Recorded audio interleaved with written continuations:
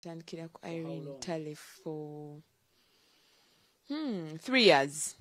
3 years. Kati ate watandika okuyimba ne mwawukana naye.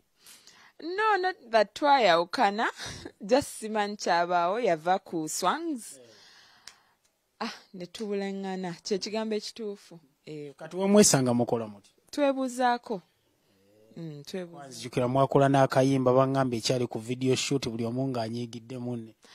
Actually, simanyi lwaki waliwo friction eyo ku video shoot. N'ebyo kati byadda. Waliwo friction eyo. I think yali weekend. Monday ne bangamba avudde ku record label.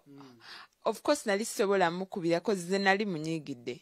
Nga chali wange. Yali nfanfe. Nga chali wange nali munyiigidde yajja ku video shoot andagezalawo. Ate nga before yali andaga nti tugenda kikuba fembi. Tukoze olimba nga ragalo shagera. But ebyo byadda byavaawo era juzi twesanga ne twebomako ne mbuza n'ekiki. You know, what happened? Yeah, ne tuseka but ebyo byayita.